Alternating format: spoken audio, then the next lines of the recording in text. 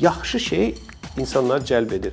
Mən də onların yerində ola bilərəm, çünki mən onlardan daha çox bilirəm. Heç kəs bunu etmək istəmir. O deyir ki, olmaz ki, mən yenə də bir müğənnini çağırım, oturtdurum, danışaq da. İnsanlarımız, xüsusilə ziyalı adamlarımız var və onların abrına bükünüb bəzən söz sahibi olmaması hələ o demək deyil ki, o övladını proseslərdən qıraqda görür. O övladını ən öndə görmək istəyir. Bunu etmək ümumiyyətlə mənə inqilabi bir şey kimi görünürdü.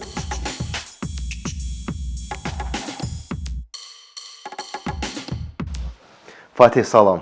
Xoş gördük. Sən xoş gördük. Çox sevindim səni görməyimə. Qarşılıqlıdır. Həm görüşdük, danışdıq biraz. Həm də indi müsahibəmizdir. Biz səninlə bir məktəbdə oxumuşuq. 42 nömrəli əfsanəvi məktəb. Sən çox iş görürsən. Yəni insanlar səni müxtəlif istiqamətlərdən tanıya bilərlər. Mən şəxsən səni tanıyıram. Birinci radiodakı rolun, ondan sonra TEDx-də o məşhur çıxışın var idi. Onda bir paneldə çıxış etmişdik. Bir paneldə çıxış etmişdik. Onda mənə elə gəlir ki, sən həm də bir müstəqil intellektual insan kimi də ortaya özünü təqdim elədin. O istiqamətdən də mən səni tanıyıram. Fikirlərin həmişə dəyərli olub. İndi də ictimai kanalda, bəli, İctimai Radionun direktoruyam. Yəni İctimai Radionun direktorusan. Sən daha çox insanlar necə istəyərdin ki, sən tanısınlar? Elə bil ki, İctimai Radionun direktoru olmaq biraz çox huru səslənir. Bu mən ümumiyyətlə bu təklifi ona görə almışdım ki, mənə maraqlı idi. Bundan öncə həmişə bir radionu, bir verilişin belə deyək ki, direktoru olmuşam. Öz verilişimi yaratmışam, onun ətrafında bir aktivitemiz olub. Sonra Media FM-də işləyəndə fürsət yarandı ki, mən radionun baş prodüseri olum və onların məzmun yaradıcılığı ilə bağlı məsələlərdə yaradıcı direktor rolunu bir növ oynayım da, mən işim yaradıcı prosesləri idarə etməkdir. İctimai radio ilə bağlı isə burada quruculuq işi, yəni birincisi işin əhəmiyyətli hissəsi görülmüşdü.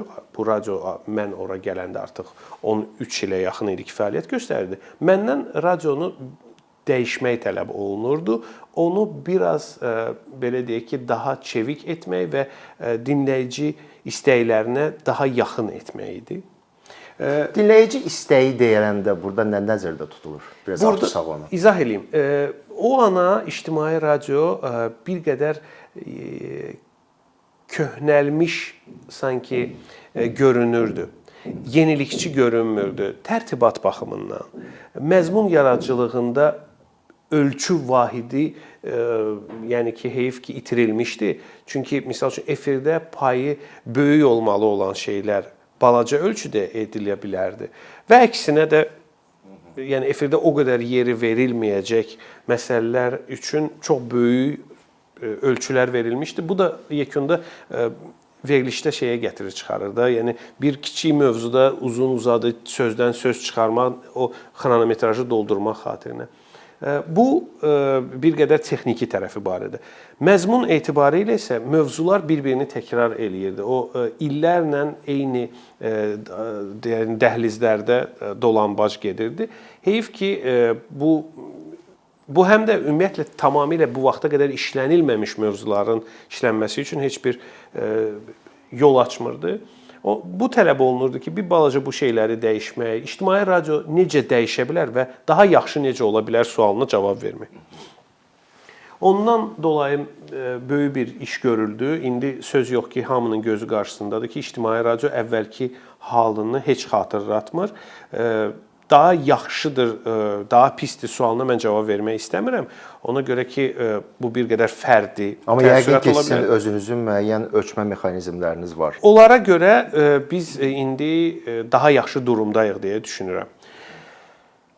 Yekunda bax, mənə maraqlı olan o idi ki, görəsən mən bir radionu da idarə edə bilərəmmi? Çünki bu idarəçilik ancaq yaradıcı proseslərin idarə olunması deyil, bu insan kapitalının böyüməsi üçün alətlər düşünməkdir ki, bir adam olduğu yerdə böyüyə bilsin, bir gün bir artımı həm öz gözündə görsün, həm kənardan bunu müşahidə etmək və ölçmək mümkün olsun. Digər tərəfi mən radionun musiqi tərtibatını dəyişmək istəyirdim. Mən istəyirdim ki, bir dəfə də mənə imkan düşsün bir radionun musiqi tərtibatını müəyyən etmək və bu yekunda Azərbaycanda yeni ifaçıların ən çox səsləndiyi, yeni ifaçıların ən asanlıqla efirinə girə bildiyi radioya çevrildi ictimai radio. Bunu etmək ümumiyyətlə mənə inqilabi bir şey kimi görünürdü. Milli musiqi səsləndirən radiolar o ana artıq var idi. Amma 2 il bundan öncə hansısa yeni ifaçının belə rahatlıqla öz trekini radioya verə biləcəyi mümkünsüz görünürdü. İndi bu daha rahat bir mexanizm əldə edib və xoşbəxtəm ki, o adamlar bizə adətən geri dönüş edərkən birinci dedikləri olur ki, mən heç vaxt düşünməzdim ki, mənim gecə-gündüz üzərində işlədiyim mahnı belə asanlıqla bir gün radioda ən çox səslənən mahnıya çevrilə bilər. Bax, bu yəni ictimai radionun direktoru, bundan başqa eyni zamanda sənin özünün müstəqil olaraq apardığın verilişlər var. Hə, o mənim fəaliyyətimin çox xoşladığım tərəfidir. Bu əksəriyyəti intellektual oyunlar üzərindən yaranmış verilişlərdir. Yəni qısa olaraq istərdim, birincisi deyərdin ki, vaxtı necə tapırsan bütün bunlara? Yəni bura gəlməyə də vaxtın oldu. Deyim sənə, bilirsən, mənim əsas fəaliyyətim radiodadır. Yalnız ilin müəyyən günlərində biz misal üçün 3-4 günlük biz bunu Crystal Hall-a köç deyirik. Crystal Hall-a köçürük. Çünki çəkilişlərimiz orada baş tutur. Bu böyük studiyaların qurulması üçün indi ən rahat yerlərdən biridir. Biz ora köç edirik və 3 gün oradan çıxmadan 3-4 aylıq verilişlərimizi çəkə bilirik. İldə 2 dəfə bunu edirik və mövsüm çəkirik. Növbəti illərdə biz bir ilin materialını bir neçə gündə çəkməyi planlaşdırırıq ki, bu da mümkündür. Misal üçün branding verilişi tamaşaçılar həftədə birinə baxır, amma biz çəkəndə bir gündə 6 həftənin verilişini çəkə bilirik ki, bu da yekunda bizə vaxt tutmağa imkan verir. Çünki hər həftə misal üçün mənim çəkdiyim veriliş Fatehin divanıdır və o məni gücümü çox sovurur. Çox vaxtımı aparır, hazırlıq, o həmsöhbətlərlə danışmaq üçün mən sıradan bir necəsiz, nətərsiz, neynirsiniz, planlarınız deyib sağollaşmaq istəmirəm adamlarla. Ona görə o biraz mənim gücümü alır və orada mən hiss eləyirəm ki, doğrudan da əvvəlcədən hazırlamış. Çünki tək mən o işi görmürəm axı. Redaktorlar sualları hazırlayır. Son bir neçə gündə biz sürətli belə hazırlıq prosesi yaşayırıq və 3 gün çəkilişə girib, çəkib çıxırıq. Bu o qədər mexanikləşib ki, 17 mövsüm ərzində, yəni bu 8 ildən uzun müddəti nəzərdə tutur. Bu müddət ərzində bir dəfə də hər hansısa bir sapınmalı və yaxud da plandan kənar çəkiliş günü elan olunmayıb. Həmişə hər şey qrafik üzrə, vaxtında başlayır. Əgər doğrudan da bu nizamı əldə etmək mümkünsə, daha çox iş görmək mümkündür. Və mənim daha çox iş görməyə vaxtım da qalır. Sadəcə bir dənə qalır tənbəlliyi dəf etmək. Odur. O tənbəllik məsələsi də mən deyərdim ki, bizi hardasa həm də bizə insan olduğumuzu xatırladan bir nüansdır. Hə, o tərəf elədir. Biz də insanıq. O da elədir. Fatih, sən bu çoxsaylı gördüyün işlər arasında mən istəyərdim ki, müsahibəmizdə intellektual oyunlar üzərində qalaq. İntellektual oyunlar deyəndə bizim izləyici olaraq gördüyümüz mənzərə var. Suallardır, suallara cavab verilir. İstedadlı uşaqlar da orada, istedadlı aparıcıdır. Bir də orada bizim görmədiyimiz nüanslar var. Xüsusilə intellektual oyunların, necə deyim, ictimai prosesə təsiri, düşüncə prosesinə təsiri. Bir də başqa bu pərdə arxası məqamlar var ki, intellektual oyunlarla bağlı biz onları görmürük. Amma nəticə etibarilə qarşımızda bu cür bir setup olur, yəni bu görüntü olur. Onunla bağlı zəhmət olmasa.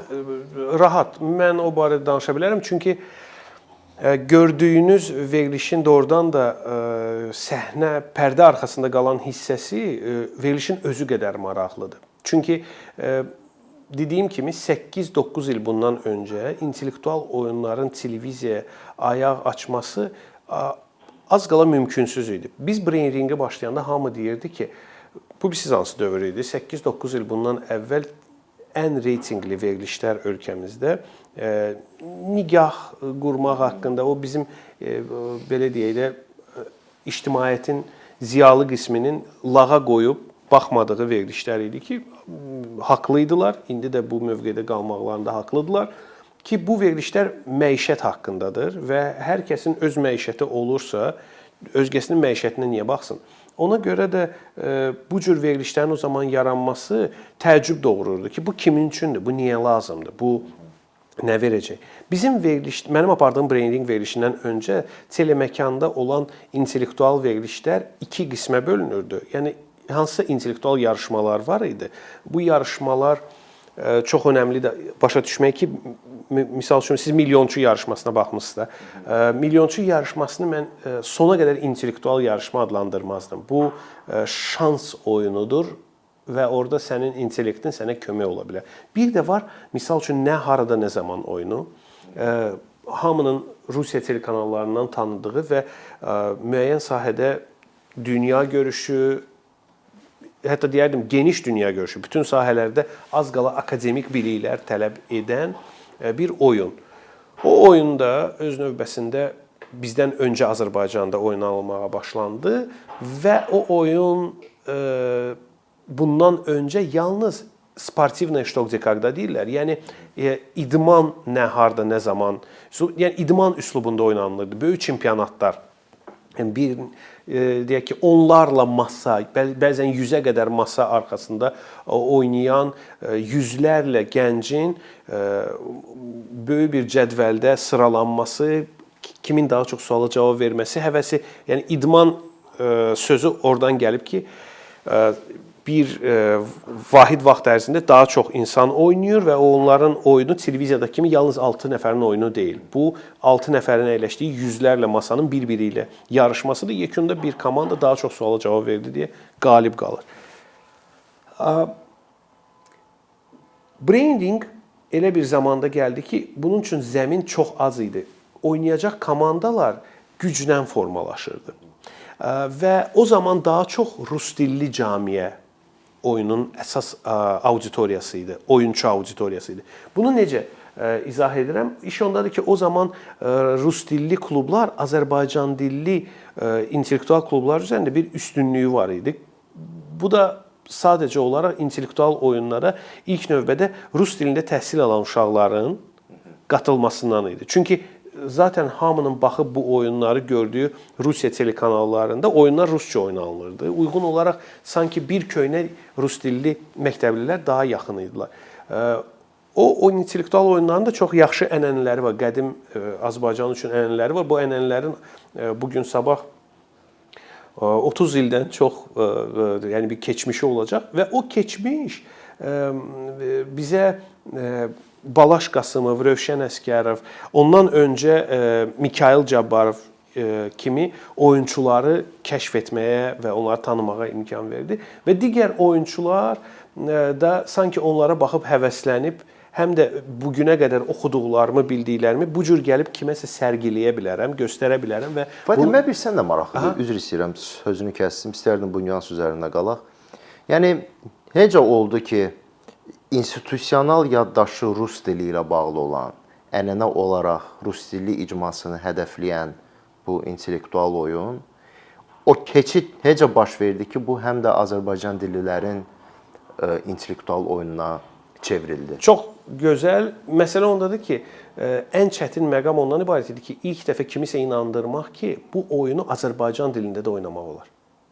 Baryer nədən ibarət idi? Azərbaycan dilində intellektual oyun üçün sual yazılanda hamı bundan öncəki Azərbaycan dilli intellektual oyunların modelini əsas götürürdülər. Sanki mən səndən soruşsam bir şeyləri, bunu sualı da Azərbaycanca, bütün mənalarda Azərbaycanca yazacaqdım. Filan şey necə olur? Bunun adı nədir? Bir də var bizim brainringdə verilən suallar kimi ki, insanları sanki araşdırmacı düşüncə tərzinə, analitik düşüncə tərzinə vadar etmək, qoy o məsələnin qoyuluşunu bizim ona verdiyimiz ssenaridən doğru cavaba gəlsin. Azərbaycan dilində eynən misal üçün rus dilli intellektual oyunlardakı kimi sual yazmaq mümkündürmü sualına cavab tapılan günü bu oyun Azərbaycan dilli oyuna çevrildi. Müəlliflər yazmağa başladılar, fərqli janrlarda belə suallar yaratmağa başladılar. O proses xodlandı. Televiziyaya bu oyunun gəlişi bu prosesi çox sürətləndirdi. Sən televiziyada baxıb Azərbaycan dilində 6 nəfərin necə bir-birinə qarşı oynadığını görəndən sonra anlayırsan ki, mən də onların yerində ola bilərəm. Çünki mən onlardan daha çox bilirəm. Mən bütün suallara onlardan öncə cavab verirəm. Və mən bunu bacarığa sahib, hələ biz nə qədər adam tanıyıram, onları bir araya gətirərəm. Və ya niyə orada Bakı Dövlət Universiteti təmsil olunub, mən öz ali məktəbimi orada təmsil edə bilmərəm? Necə olur ki, Gəncə komandası oynayır, bizim Qəbələ komandası oynamır? Belə adamlar həvəslənib gəldilər. Və indi Azərbaycan dilli camiyə bizim oyunda daha böyük bir əksəriyyət təşkil edir. Sualların konsepti dəyişib. İlk mövsümlərdə bizim suallarımız biraz dünya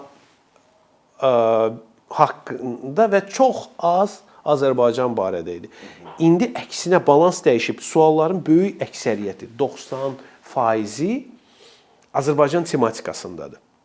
Bu oyuna baxımlılığı da artırıb. Bir var sən tanımadığın hansısa Alman filosofu haqqında sualı eşidəsən və özündən uzaq bir, hər nə qədər maraqlı sual olsa da, özündən uzaq hesab edirsən o faktı.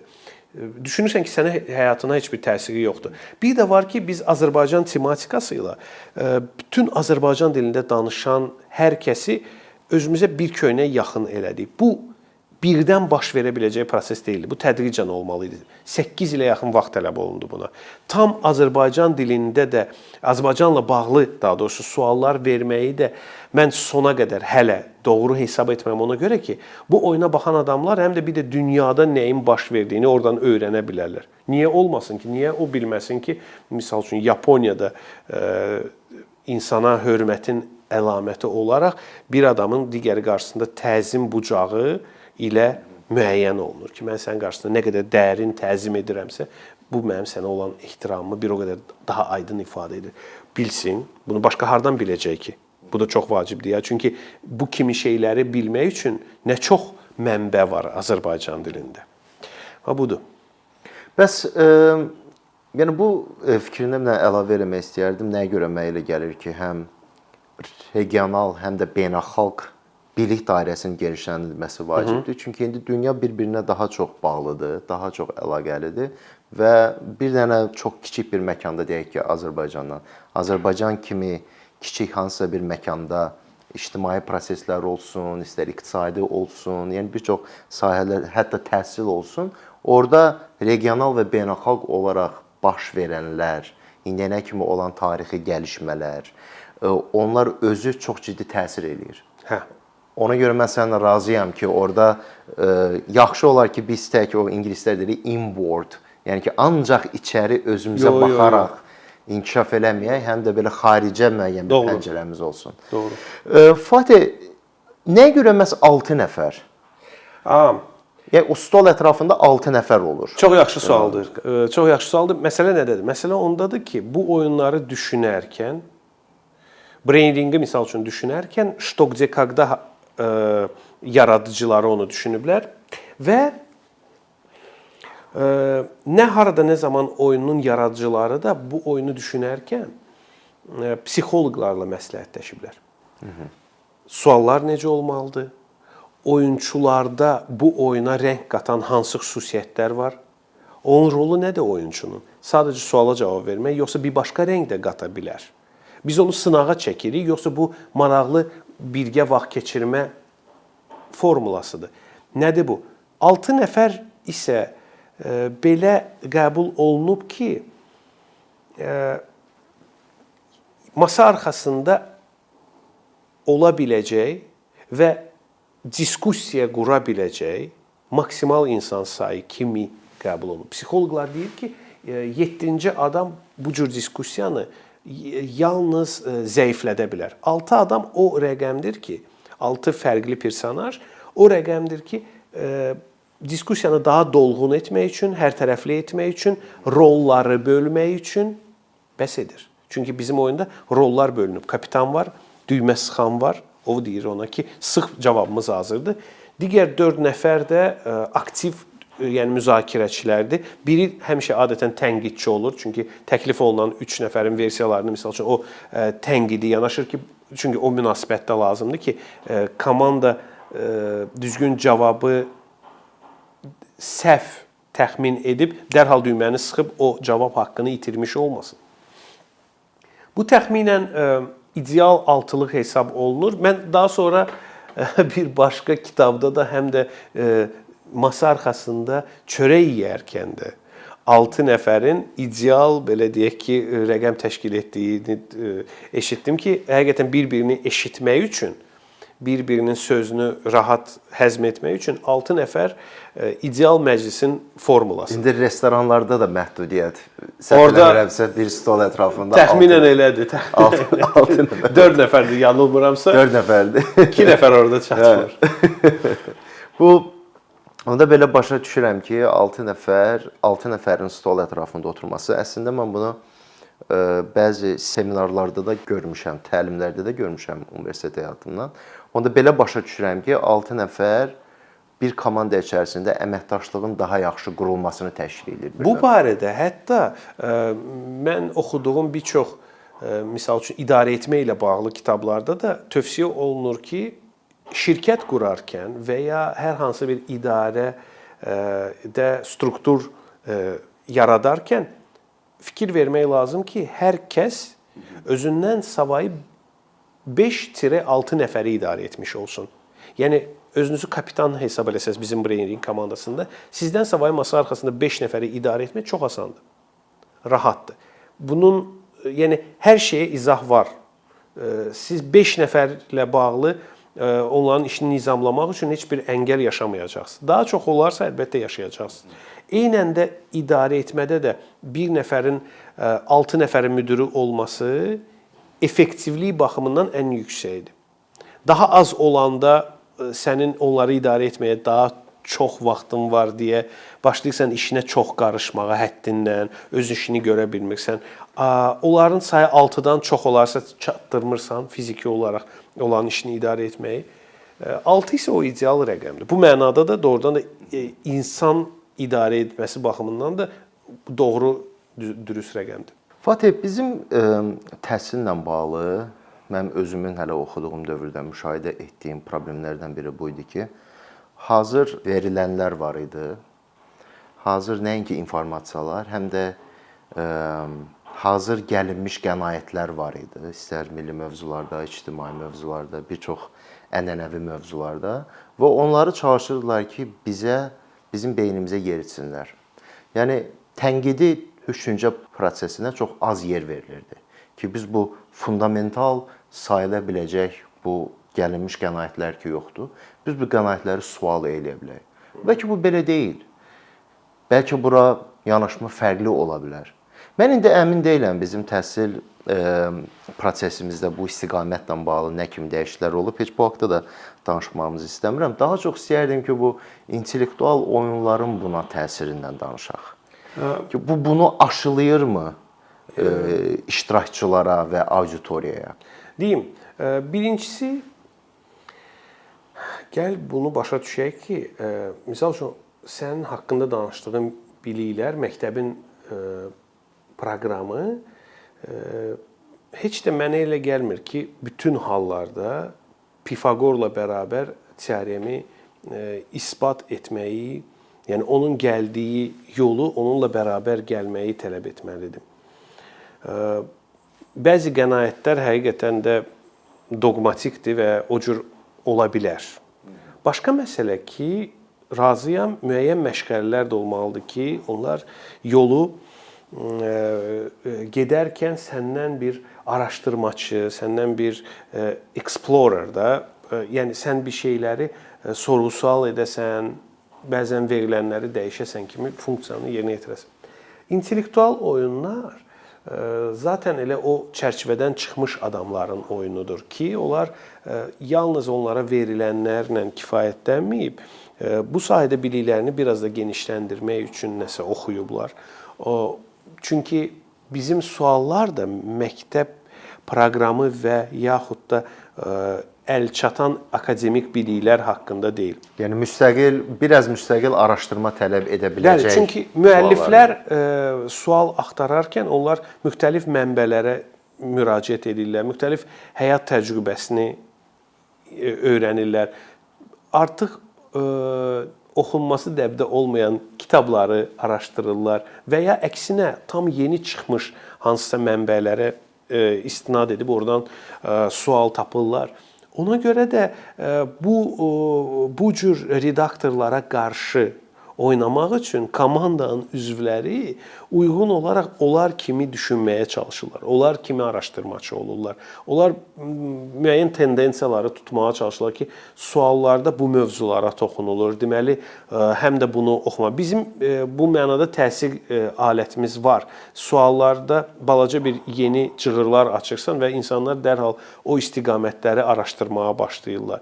Və ya onlar maraqlanırlar ki, bu sualın müəllifi kimdir? Onlar o hara istinad edən bir faktı bizə qoyub. Bununla özləri üçün yeni hansısa mənbələr aşkar eləyirlər.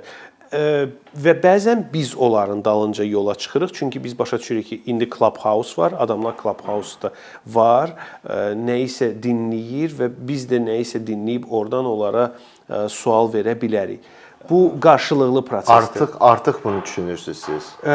Bax, yeni çıxmasına baxmayaraq, yəni artıq siz olan bir Mən sənə daha çoxunu deyim. Bir neçə gün bundan öncə baş tutub bitmiş sezon çəkilişlərində Clubhouse haqqında sual var idi. Çünki biz başa düşürük ki, Clubhouse indi kiçik bir cəmiyyənin oyunudur. Amma deyək ki, bizim o veriliş efirə gedəndə bu daha çox insanın haqqında məlumatı olduğu sosial şəbəkə olacaq.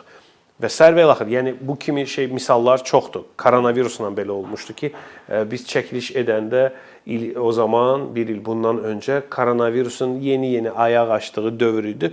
Amma biz başa düşürük ki, get-gedə bu pandemiya kimi elan olunubsa, bu get-gedə daha çox ailənin məlumatı olduğu hekayəyə çevriləcək və həmin dövrdə biz necə fayda verə bilərik? Gəl hər verilişdə heç olmasa bir sual bu barədə səslənsin və bu bizə imkan verdi ki, hər verilişdə mövzunun aktuallığını qabartmaq üçün istinad nöqtəmiz oldu. Sual o barədə idi, oyunçuların test verdiyi və bir araya gəlmək üçün belə təhlükəsiz alanda olduğu, daha sonra masalardakı spirtlər falan hər şey oyunun bir elementinə çevrilməli idi və çevrildi.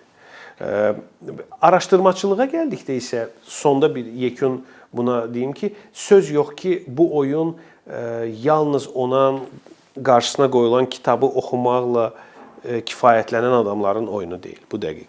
Yəni müəyyən bir analitik qabiliyyət tələb edir. Bu mən sənə deyim ki, daha çox oyundan sonra yaranır. Çünki həmin analitik düşüncə tərzi, təhlil etmə, yəni ki, bacarığı oyun sayəsində yaranır. Çünki biz sualı maksimum elə o düyünü bağlamağa çalışırıq ki, sən onu açanda sanki hansısa bir oxşatmalar, bənzətmələr edib, nəyisə bundan öncə oxuduqlarını, bildiklərini ora tətbiq edə bilirsən ki, bu da səndə bir araşdırmaçı ruhunu böyüdür. Bunun dəqiq, yəni işləyən formulu var və bu cür edilir. Çünki sual da bizdə belə sadə ola bilməz. O səndən iki gediş heç olmasa etməyi tələb etməlidir ki, bir şeyi yadına salasan, əlaqələndirib və doğru cavabı verəsən. Təxminən belə.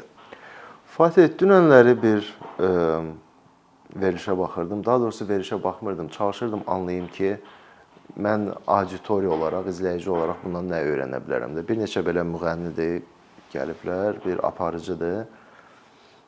Nəsə orada belə çox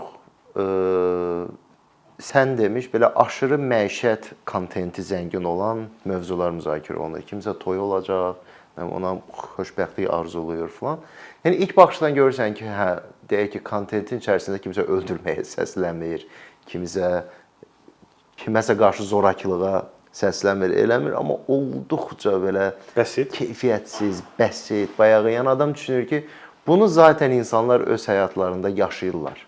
Hər bir nəslin, hər bir ailənin içərisində bunu adətlərə görə, ənənələrə görə keçirsən də, televiziyaya nəyə görə gəlsin bu?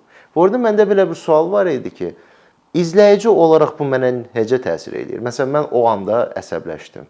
Amma eyni zamanda anlayıram ki, bir çox izləyicilər də ola bilər ki, onlar orada bir rahatlıq tapsınlar, bir komfort tapsınlar. Əlbəttə, misal üçün bu cür məişət məzmunlu verilişlərdə adamların tapdığı rahatlığın adı var, izahı var. Onlar deyək ki, kimsə özü üçün rol model seçir. Kimsə baxır və deyir ki, mən də istəyirəm ki, övladımın toyu indi orada öz toyu haqqında danışan, misal üçün yaradıcı adamın toyu kimi olsun. Gör necə maraqlı bir şeydən danışır. O toyunda çox bahalı bir avtomobildə gəlinini gətirməyi planlaşdırır. Mən də istəyirəm ki, məndə belə olsun. Ən azı mən deyə bilim ki, filan kəsin toyunda olduğu kimi. O verilişlərdə ki, sən ağlayan belə hekayələr eşidirsən, bu verilişlərin rolu bir başqadır ki, onlar da xidmət edir, daha doğrusu bəlkə ona xidmət etmir, yekunda elə alınır ki, mən o verilişə baxıb düşünürəm ki, bu valla mənim dərdimə nə var ki, cəmaatın qızını alıb gətiriblər evə, döyüblər, sonra bir zorlama cəhdi olub, sonra da belə filan, indi də uşağı qaytarmalı. Baxsın ki, mənim problemim onun yanında nədir ki, məndə sadəcə ayağımda qribok var və salam, yəni bu adam gör nə çəkir. Təxminən bu cür işləyir. Yəni heyf ki, bunu istehsal edən məzmun istehsalçısının yaradıcılığı bu qədərdir, bu boydadır. Yəni sən indi verdiyin nümunə deyək ki, hardasa bir ibrətamiz nümunədir. Çünki insan bir empati hissi duyur da orada. Zorakılıq qurbanı olmuş bir adamdan özünün xırda ağrısını müqayisə edir və bir empati hissi duyur. Mənim nəyə gəlmək istəyirəm bu sualımla? Daha doğrusu bu geniş fikrimlə. Ona gəlmək istəyirəm ki, siz televiziya məhsulu ortaya qoyan insanlar kimi və yaxud da radio məhsulu ortaya qoyan insanlar kimi, məsələn, spesifik olaraq intellektual oyunlar haqqında danışa bilərik. Sizin hansısa ölçü mexanizminiz varmı ki, bu verilişlər auditoriyaya necə təsir eləyir? Hansı emosional dəyişikliklər yarada bilir? Hansı intellektual dəyişikliklər yarada bilir? Deyim. Buyur, buyur. Bizim hiss etdiyimiz və ölçdüyümüz, əgər sən də bu işi görsəydin, yəqin ki, başqa alətin olmayacaqdı ki, sənin misal üçün bizim qoyduğumuz hansısa meyarlar odur ki, tutaq ki, daha çox Azərbaycanda cəmi 6% bildiyim qədərilə məktəbli Rus bölməsində təhsil alır. Bəlkə biraz çox. Qalan hamısı Azərbaycan bölməsində təhsil alır. Və bir zamanlar Rus bölməsinin daha çox oynadığı oyunu və insana fayda verən oyunu biz Azərbaycan bölməsində oynaması üçün oyunu daha Azərbaycan dilli etdik. Çünki bu fərdi inkişaf alətlərindən biridir. 100 belə alət var. Bu biri. Belə götürək. Və bu aləti istifadə edib böyümək istəyən Azərbaycan dilli auditoriya özünü dərhal göstərdi. Yaxşı şey insanları cəlb edir. Yaxşı şey valideyni, oğlum mən istəyirəm sən də bu oyunda oynayasan, sözünü deməyə məcbur edir. Ola bilməz. İnsanlarımız, xüsusilə ziyalı adamlarımız var və onların sadəcə belə deyək, abrına bükünüb bəzən söz sahibi olmaması hələ o demək deyil ki, o övladını proseslərdən qıraqda görür. O övladını ən öndə görmək istəyir, qalib qismində ağıllı, kamallı, analitik düşüncə tərzinə sahib. Onu orada görmək istəyir. Və ona görə də bizim, misal üçün, ilk alətimiz birinci dəfə onda tərəzimiz istədiyimiz rəqəmi göstərdi ki, 8 il ərzində Azərbaycan dilli auditoriya oyunlarımızın oyunçu, yəni ki, kreslolarında göründü. Bu artıq bir göstərici idi. İkinci göstərici o idi ki, bu oyun çox qısa zamanda özünü doğruldaraq təhsil müəssisələri arasında belə gözə görünməz yarışın alətinə çevrildi. Daha çox məktəb istəyir ki, onun şagirdləri intellektual oyunlarda təmsil olunsun. Tək Brain Ring yox, Əlaçıda olsun misal üçün. Orada da təmsil olunsun, məhz mənim məktəbimin adı çəkilsin. Misal üçün, biz səninlə oxuduğumuz dövrdə müəllimin uşağa edəcəyi dərsdən savayı yatırımı necə ölçə biləcəyi ilə bağlı heç bir alət yox idi. O bunu bu distansiyanı uzun görürdü. Düşünürdü ki, nə vaxt mən buna kitab oxutdursam, bu mütaliəli olduğunu harda, haçan göstərəcək, kimə göstərəcək? Ya bu buna nə verəcək? Nə verəcək? Mən onu harda ölçə biləcəm? İndi isə bu yatırımı etməklə, bununla məşğul olmaqla, buna vaxt sərf etməklə o cəmi bir neçə ay, bir neçə ildən sonra öz şagirdini hansı televiziya yarışında ona salam göndərən görür və bu məsafə qısalır. Bu çox yaxşı alətdir. O mənada ki, bu müəllimi də motivasiya edir ki, onda mən bu vaxtı sərf etməyə hazıram. Digər tərəfdən ölçə bildiyimiz alətlərdən biri də odur ki, bu daha çox məktəblinin indi oynadığı oyuna çevrilib. Mənim özüm bitirdiyim məktəbdən məni bir dəfə çağırdılar ki, uşaqlar brendinq yarışına hazırlaşırlar məktəblər arası. Sən bu komandanı, bizim məktəbi təmsil edən komandanı hazırlaşdıra bilərsənmi? Xoşbəxtlikdən yarışları mən aparmırdım. Xoşbəxtlikdən onların yarışacağı turnir yekunda misal üçün mənim apardığım verilişlərə yol açmırdı deyə bu sadəcə bir yarış idi. Mən onlara kömək edə bildim və o köməkliyim o uşaqlara onda idi ki, sualların hər dəfə bir sualı oynayandan sonra mən onlara başa salmağa çalışırdım ki, bu sualı cavab vermək üçün bir hansı keyfiyyətlərə sahib olmalısan, iki doğru cavaba yolu necə qısalda bilərsən.